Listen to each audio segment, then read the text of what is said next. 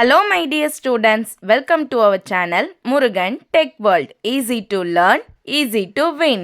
இந்த வீடியோவில் நம்ம என்ன பார்க்க போகிறோம் அப்படின்னா subject code CS25C01 computer programming C இந்த சப்ஜெக்டோடைய unit wise that means first சாப்டரில் இருக்க ஒவ்வொரு டாப்பிக்காக ஆல்ரெடி பார்த்துட்ருக்கோம் சிலபஸில் இருந்து ப்ரீவியஸ் செஷன் வீடியோஸ்லாம் பார்க்காம இருந்தீங்கன்னா டிஸ்கிரிப்ஷனில் பிளேலிஸ்ட்டோட லிங்க் கொடுத்துருக்கேன், செக் பண்ணி பாருங்கள். இப்போ நம்ம பார்க்க போகிற நெக்ஸ்ட் டாபிக் பார்த்தீங்கன்னா ரொம்ப இம்பார்ட்டண்டான டாபிக் ஃப்ளோ சார்ட் தான் பார்க்க போகிறோம். ஆல்ரெடி நான் வந்து அல்காரிதம் பற்றி சொல்லிட்டேன். 3 இம்பார்ட்டன்ட் விஷயம் இந்த யூனிட்டில் இருக்குது. என்னென்னு பார்த்தீங்கன்னா first algorithm, next flow chart, இன்னொன்று சூடோ கோட். ஓகேவா, சூடோ கோட் நெக்ஸ்ட் வீடியோவில் பார்ப்போம். இந்த வீடியோவில் ஃப்ளோ சார்ட் பற்றி பார்க்க போகிறோம். ப்ரீவியஸ் வீடியோவில் நான் அல்காரிதம் பற்றி சொல்லிட்டேன். அல்காரிதம் அப்படின்னா என்ன? It is an step by step procedure to solve a problem. ஓகேவா, or set of instruction to solve the problem. ஒரு ப்ராப்ளமை சால்வ் பண்ணுறதுக்காக நம்ம கொடுக்கக்கூடிய இன்ஸ்ட்ரக்ஷன்ஸை தான் நம்ம அல்காரிதம் அப்படின்னு சொல்கிறோம். அதை ஒரு கிராஃபிக்கல் தட் மீன்ஸ் விஷுவலைஸ் ஃபார்மில், கிராஃபிக்கல் ரெப்ரசன்டேஷன், டயக்ராமெட்டிக்கல் ஃபார்மில் அந்த ப்ராப்ளம் சால்விங்கான ஸ்டெப்ஸை நம்ம கொடுக்குறோம் சொல்கிறோம் அப்படின்னா யூசிங் சம் சிம்பிள்ஸ், அதுக்கு பேர் தான் ஃப்ளோ சார்ட் அப்படின்னு சொல்வோம். ஓகேவா, so flow chart is defined as graphical representation of the logic for problem solving. ஒரு ப்ராப்ளமை சால்வ் பண்ண போகிறோம், அதுக்கான கிராஃபிக்கல் ரெப்ரசன்டேஷன். டேபிள் ஷோஸ், இங்கே நம்ம வந்து ஒரு சில எக்ஸாம்பிள்ஸ் வந்து கொடுத்துருக்கோம். தட் மீன்ஸ் வந்து சம் சிம்பிள்ஸ், அந்த சிம்பிள்ஸ்க்கு என்ன அர்த்தம், இந்த சிம்பிள்லாம் தான் நம்ம எங்கே யூஸ் பண்ண போகிறோம் அப்படின்னா அங்கே ஃப்ளோ சார்ட்டில் யூஸ் பண்ண போகிறீங்க. அந்த சிம்பிளுக்கு என்ன அர்த்தம்னு தெரியணும்ல. வாங்க பார்க்கலாமா. முதல்ல சிம்பிளோட நேமு, அதுக்கான அர்த்தம், மீனிங் என்ன. ஓகேவா, இந்த மாதிரி ஆரோ மார்க், ஒரு இந்த பக்கம் இண்டிகேட் பண்ற இந்த ஆரோ மார்க்குக்கு என்ன நேம் அப்படின்னா ஃப்ளோ லைன்ஸ் அப்படின்னு சொல்லுவோம். டிஃப்ரெண்ட் சிம்பிள்ஸ் இங்க கொடுத்துருக்கோம்ல, இந்த சிம்பிள்ஸ் வேரியஸ் சிம்பிள்ஸை கனெக்ட் பண்றதுக்காக ஒரு சிம்பிளோட இன்னொரு சிம்பிளை கனெக்ட் பண்றதுக்காக யூஸ் பண்றது தான் ஃப்ளோ லைன்ஸ் அப்படின்னு சொல்லுவோம். ஓகேவா, செகண்ட் ஒன் பார்த்தீங்கன்னா டெர்மினல் எப்படி போடணும்னு பார்த்தீங்கன்னா இந்த மாதிரி ஃபர்ஸ்ட் லைன் பண்ணிக்கணும், இந்த இடத்துல இந்த மாதிரி ரவுண்ட் ஷேப்ல போடணும். ஓகேவா, இதை தான் டெர்மினல் சிம்பிள் அப்படின்னு சொல்வோம். இந்த டெர்மினல் சிம்பிள் எதுக்காக யூஸ் ஆகும்னா, நம்ம ஸ்டார்ட் ஸ்டாப்னு 2 விஷயம் எழுதுவோம்னு சொன்னேன்ல ப்ரோக்ராம்ல, அந்த அல்காரிதம் எழுதுறப்ப எழுதுவீங்கல்ல, அந்த அல்காரிதம் எழுத போற ஸ்டார்ட் சிம்பிளுக்கும் ஸ்டாப் சிம்பிளுக்கும் நீங்க யூஸ் பண்ற சிம்பிள் தான் இந்த டெர்மினல் சிம்பிள் அப்படின்னு சொல்றோம்.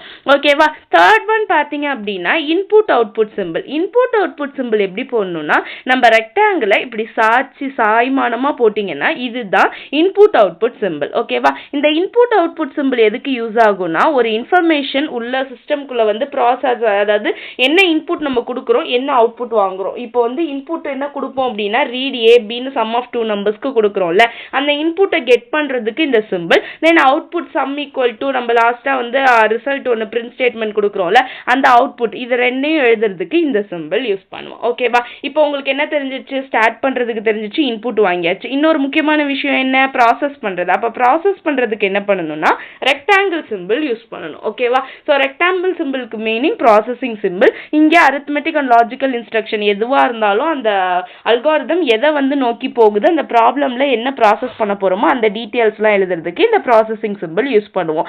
ஓகே, ஃபர்ஸ்ட் 4 சிம்பிளுக்கு அர்த்தம் புரிஞ்சிருச்சா. ஃப்ளோ லைன்ஸ், டெர்மினல் வந்து ஸ்டார்ட்டுக்கும் ஸ்டாப்புக்கும், இன்புட் அவுட்புட் சிம்பிள் வந்து ரெக்டாங்கிள சாய்ச்சு போடணும், ப்ராசஸிங் சிம்பிள் ரெக்டாங்கிள் போடணும். ஓகேவா, அடுத்து பாத்தீங்கன்னா டிசிஷன் சிம்பிள். இதை எப்படி போடணும் அப்படின்னா டைமண்ட். ஓகேவா, நான் உங்களுக்கு கரெக்டா ஷேப் இருக்காது, ஜஸ்ட் டைமண்ட் போடுறது தான் டிசிஷன் சிம்பிள். இஃப் எல்ஸ் கண்டிஷன்லாம் இருக்கு பாத்தீங்களா, டிசிஷன் மேக் பண்றது, ஃபார் லூப் வைல் லூப்லாம் போடுறது, அந்த மாதிரி இடத்துல எல்லாத்துலயுமே இந்த டிசிஷன் சிம்பிள் தான் யூஸ் பண்ணுவோம். ஓகேவா, கண்டிஷன்ஸ் போடுற இடத்துல.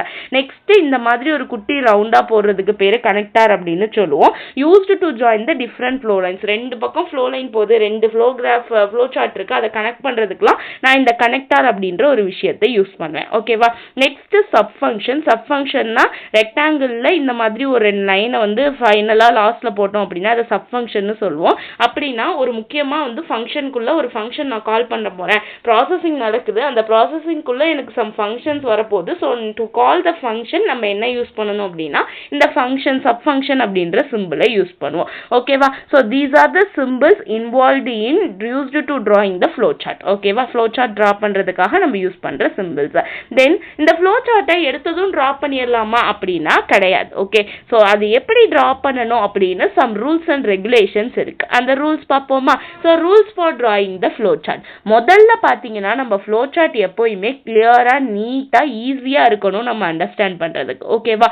அதே மாதிரி நம்ம ஃப்ளோ சார்ட் கரெக்டா லாஜிக்கலா ஸ்டார்ட் ஆகி லாஜிக்கலா வந்து ஃபினிஷ்ட் ஆகணும். ஸ்டார்ட் சிம்பிள் ஸ்டாப் சிம்பிள் எப்படி போடணும்னு சொல்லியிருக்கோம். இந்த மாதிரி 2 லைன் போட்டு ஸோ இது ரெண்டுலையும் இப்படி ரவுண்ட் ஷேப்ல நம்ம ட்ரா பண்ணோம்னா இதுதான் start simple stop simple.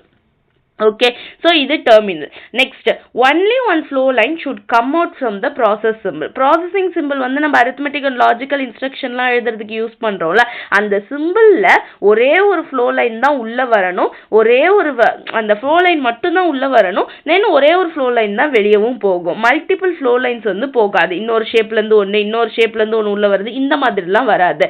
should completely இந்த மாதிரி ஒன்னே ஒன்னு தான் உள்ள வரணும், ஒன்னே ஒன்னு தான் வெளிய போகணும். ஓகேவா? இதுதான் rule.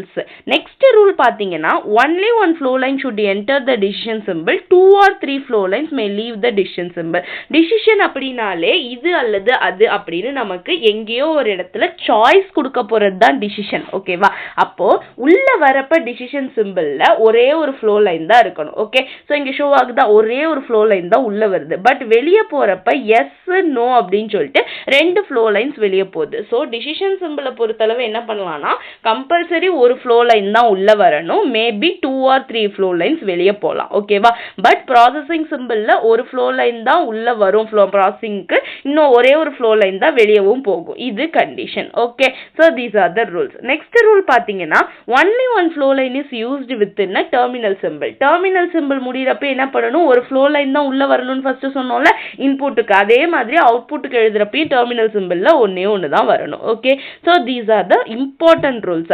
then within the standard symbol write briefly and precisely. நம்மளுடைய விஷயங்கள் என்ன சொல்ல வரோமோ அதை ஷார்ட் அண்ட் ஸ்வீட்டா அந்த சிம்பிள்குள்ள நோட் பண்ணிரணும். ஓகேவா? So intersection of flow line should be avoided. அங்கங்க இன்டர்செக்ஷன்லாம் நடக்க கூடாது, ஒன்னோட ஒன்னு சேர்ந்து வரது அந்த மாதிரிலாம் இருக்காது. ஓகே, சோ இந்த மாதிரி ரூல்ஸ் அண்ட் ரெகுலேஷன்ஸ் ஃபாலோ பண்ணி தான் நம்ம என்ன பண்ணுவோம்னா ஒரு ஃப்ளோ சார்ட்டை டிரா பண்ணுவோம். ஓகேவா? சோ இந்த ஃப்ளோ சார்ட் டிரா பண்றது எப்படி, அதோட சிம்பிள்ஸ் என்ன, ரூல்ஸ் என்னன்னு தெரிஞ்சு போச்சு.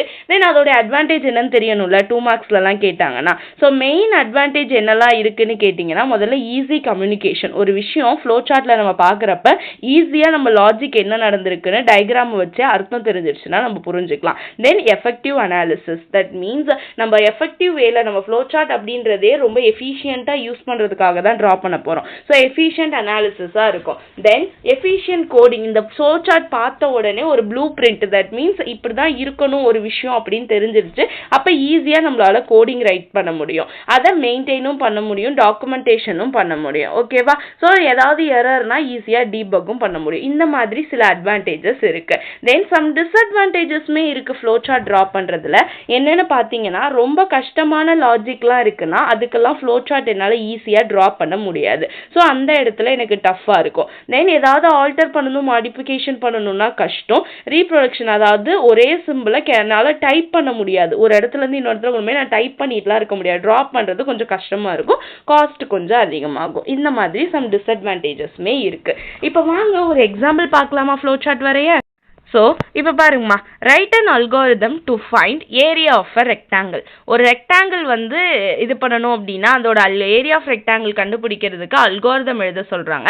ஸோ அல்காரிதமுமே இங்கே பார்க்கலாம். ஆல்ரெடி சம் ஆஃப் 2 நம்பர்ஸ்க்கு பார்த்துருப்போம்ல, அந்த மாதிரியே தான். ஃபர்ஸ்ட் ஏரியா ஆஃப் த ரெக்டாங்கிளுக்கு நம்ம சின்ன பிள்ளையிலேருந்தே ஃபார்முலா தெரியும். Area of the rectangle equal to length into breadth.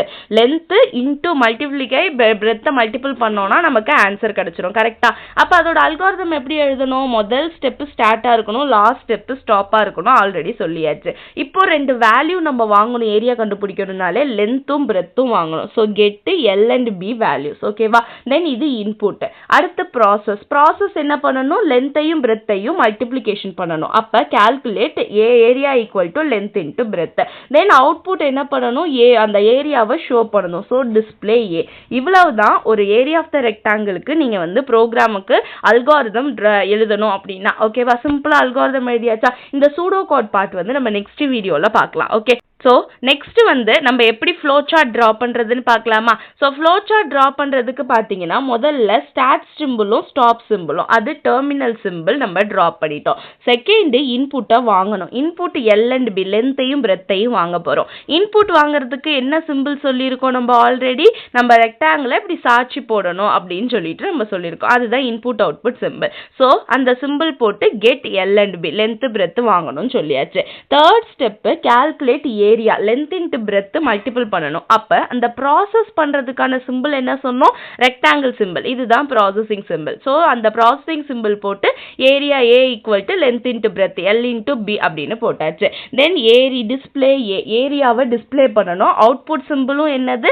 அந்த ரெக்டாங்கிளை சாட்சி போடுற இன்புட் அவுட்புட் சிம்பிள் தான். ஸோ அதை போட்டு என்ன பண்ணிடணும்? பிரிண்ட் ஏன்னு அவுட்புட்டும் எழுதியாச்சு. ஃபைனலாக ஸ்டாப்பும் பண்ணியாச்சு. இவ்வளோதான் ஒரு சிம்பிளாக ஒரு ஃப்ளோ சார்ட் வந்து ட்ரா பண்ணணும் அப்படின்னா. ஈஸியாக புரியுதா? ஸோ இதையே நீங்கள் இன்னொன்று எடுத்துக்கோங்களேன். சம் ஆஃப் டூ நம்பர்ஸ்க்கு எடுத்துக்கோங்க. முதல்ல நான் என்ன பண்ணணும் அப்படின்னா ஸ்டார்ட் பண்ணணும். ஸோ என் ப்ரோக்ராமை ஸ்டார்ட் பண்ணுறேன். START start.